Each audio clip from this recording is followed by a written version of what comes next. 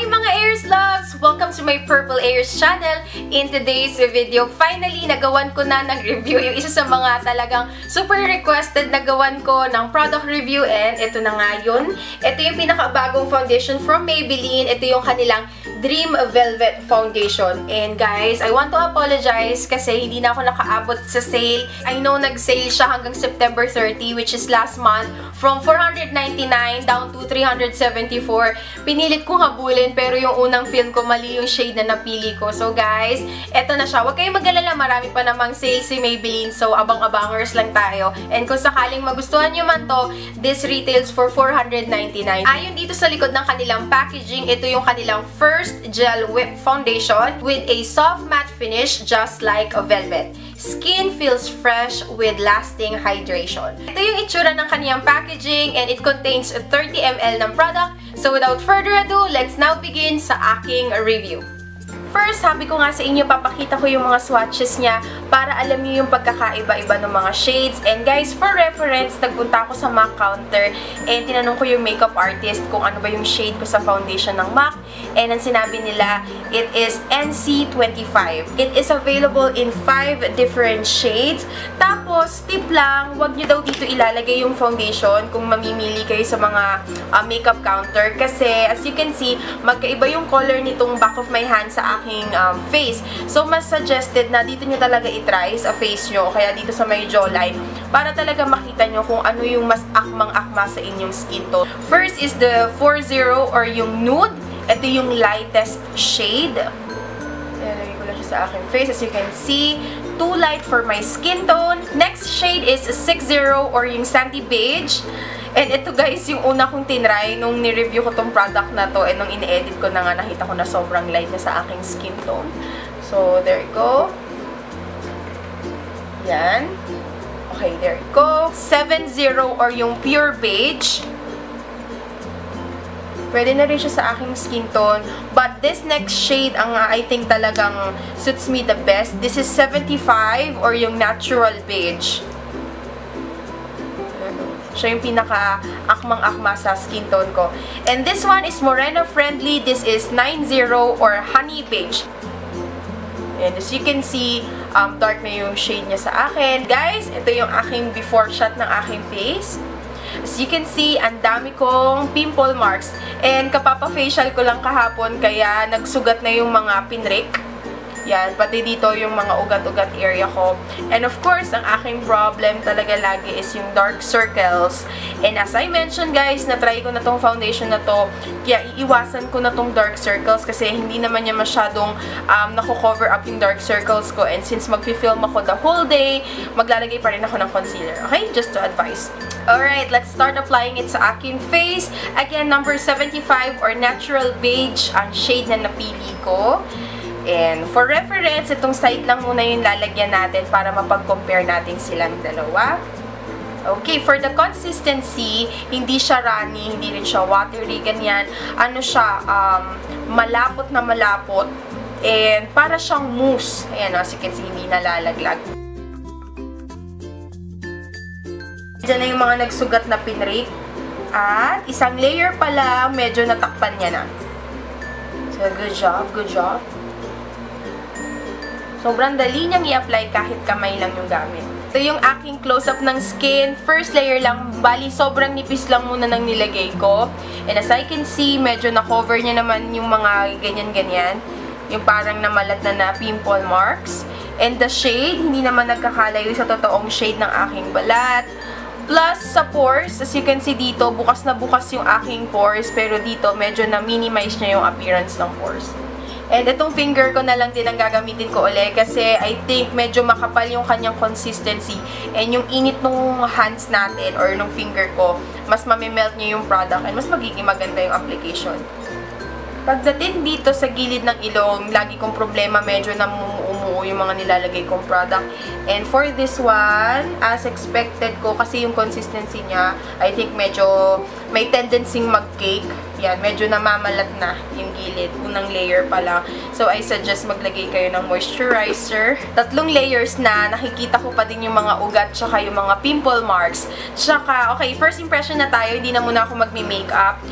Napansin ko sa kanya, sanay kasi ako na pag nakapag-foundation na, radiant. Kumbaga, nagmumukhang blooming agad, tsaka nag-glow yung aking skin. Pero dito, napansin ko sa kanya, kahit na I got the right shade, hindi naman ito yung shade na mas darker sa akin. Parang medyo dull pa rin yung appearance ko, parang pagod pa din. I don't know kung wala kasi akong concealer pa dito sa dark areas ng aking mata, or wala pa akong kilay, wala pa akong lipstick. Tapos one thing that I noticed is pagdating dito sa aking hairline, namumuumuo sila and hindi siya flattering tignan, as well as dun sa aking cheeks, yung sa mga pores ko, namumuo sila. So, I suggest kung dry skin kayo or combination skin like me, mas maganda na mag-moisturize muna kayo kasi talagang yung pagka-velvet niya is namumuo. And that's for my first impression. So far, medyo hindi ko pa siya nagugustuhan, hindi ko pa siya bet sa aking first impression. But let's see, mamaya baka naman mag-iba pa. So, I'm going to do the rest of my makeup and i-advise ko kayo guys ha, magko-concealer ako ng dark circles as well as yung mga blemishes since mag-film ako today. Time now, it is 3:29 na ng hapon and balikan ko kayo after kong mag-makeup. Okay? I am back. So, tapos na ako mag-makeup. Medyo natagalan kasi ginawan ko ng tutorial tong makeup na to. I'm going to link that tutorial down in the description box kung gusto nyo malaman kung ano-anong products yung ginamit ko sa aking face. Okay? So, yun guys. Time check. Time now, it is 5:20 ng hapon. So, I think 3 o'clock kanina. And ilang oras na rin yung nakalipas. So far, so good guys. Wala akong ginawa ha. Hindi ako nag-set ng powder. But, I must advise, gumamit ako ng medyo heavy duty na concealer. Kaya kung mapapansin nyo, nawala na yung eye bags ko. Pero medyo kinonceal ko din yung mga ugat ko. Kaya, yon. And so far, okay na. So far sa akin, okay na. I'm not sure kung okay na kasi nagkaroon na ng kulay yung aking muka. Pero wala akong ginawa. Kusa nang natunaw yung mga namumuumuo kanina. Kaya, yan yung aking anak. Yung kapit niya sa mukha, very natural na. Kaya, yun, kahit wala pang setting powder, ayos na. Buti na lang na wala yung namumuo. Pero yung sa nose ko, nakikita ko namumuo pa din siya. Tignan naman natin kung ano yung itsura niya sa picture tsaka sa flash. Kung meron ba siyang white cast, but I believe wala naman siguro. Let's check. Kasi, nung tinignan ko, wala naman siyang SPF. So, most probably, wala namang white cast. Pero tignan natin kung flawless pa rin ba siya tignan. Kahit may flash na.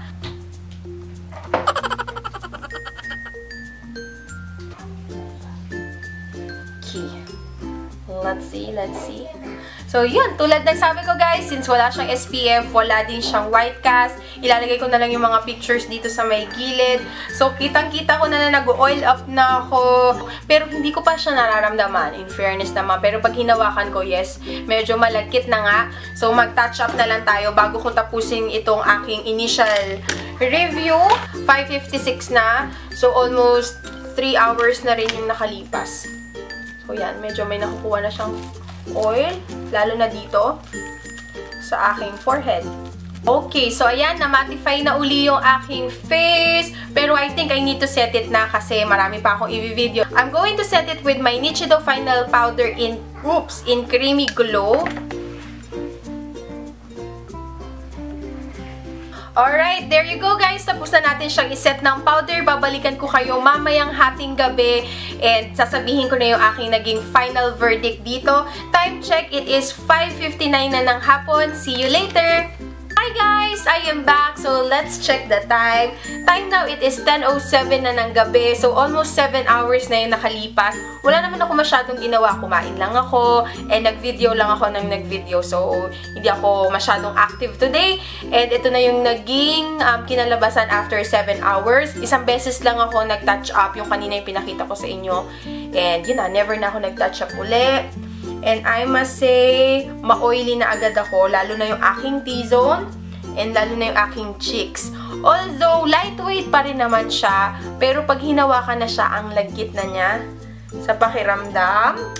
So, combination ng aking skin type. So, I think pag oily kayo, medyo mas marami pa siyang ma-produce na oil. So, I suggest, hindi naman tayo gumamit kanina, pero pwede kayong mag-mattifying primer para ma-prolong nyo yung product na wag mag-oil up. Pero ang nagustuhan ko sa kanya is kapit na kapit siya sa balat para na siyang second skin. Unlike kanina talaga na namumuo siya. Ngayon, definitely, okay na nag-set na siya sa aking face, wala nang pamumuo. Pero yun nga lang, may mga oiliness nang nagaganap. Kitang-kita na lahat ng aking blemishes. So masasabi ko, hindi siya long-lasting na talagang super long-lasting na whole day siya magtatagal sa inyong face. Pero siguro nagtagal siya sa face ko mga 3 hours lang. Ganyan. Masasabi ko na pwede siya for everyday kasi very lightweight. Hindi ko naramdaman na meron akong foundation sa aking face. Hindi rin siya malagkit. Kahit pag hinawakan mo ang oily na pala, hindi ko nararamdaman na parang gusto ko nang alisin yung foundation kasi ramdam na ramdam ko na yung lagkit ng aking mukha. If you're going to ask me if it's going to be a yup or if it's going to be a nope, I will say gitna. Kumbaga, medyo 50-50 pa. Yes, gusto ko siya, okay siya for everyday. And kung 374, go na go ako. Ang original price niya is 499 para sa maliit na tube, 30 ml. Sige, pwede na. Basta, siguro itatry ko na lang sa mga susunod na video ko. Lalagyan ko siya ng primer, tsaka mas ibibake ko pa yung whole face ko. Tignan ko kung mas tatagal. Kasi gusto ko natural looking siya habang tumatagal eh. So, gitna lang. If you're going to ask me for the ratings, 10 being the highest, I will say 7. Bibigyan ko siya ng 7. Unang-unang nagustuhan ko sa kanya is yung packaging, total thumbs up. Kasi hindi siya babasagin, kumbaga hindi ka matatakot na baka pag nalaglag mo siya, mababasag and mauubos yung products mo. And maliit lang siya, kasyang-kasya siya sa inyong mga kikay kit. And yun, and wala siyang scent na bothering, kaya gustong-gusto ko siya. For the cons, yun nga lang, yung una medyo na-shock lang ako kasi namuumuo siya. Pero sa mga dry skin, siguro yun yung dapat yung bantayan. Kailangan mag-moisturizer muna kayo. Pero sa katulad ko ng mga combination to oily skin, carry lang kasi habang tumatagal, yung oil nyo, inaalis nyo na yung pagiging velvety niya. So, gusto ko rin yung velvety feel niya sa una kasi sobrang dali niyang i-glide. I will still recommend it sa inyo guys kasi look at that. Iba-iba yung shades niya and gusto ko na meron siya yung yung shade na honey beige. Perfect siya sa mga morena beauties. Kung hindi kayo mahihirapan na parang sobrang puti ng mukha nyo sa ileg nyo kasi meron silang iba pang option sa shade. So, that's it guys for my review about the Maybelline Dream Velvet. Sana po ay naging helpful. And kung na-enjoy nyo ang video na to, please like this video. And kung gusto nyo naman na na-update kayo sa tuwing nag-upload ako ng mga bagong reviews, vlogs, and mga updates sa aking channel, you can subscribe para mas dumami pa ang aking Aries Loves. There you go. Thank you so much for watching. And sana ay makita ko pa kayo sa susunod kong video. Thank you for watching. Bye! Fear!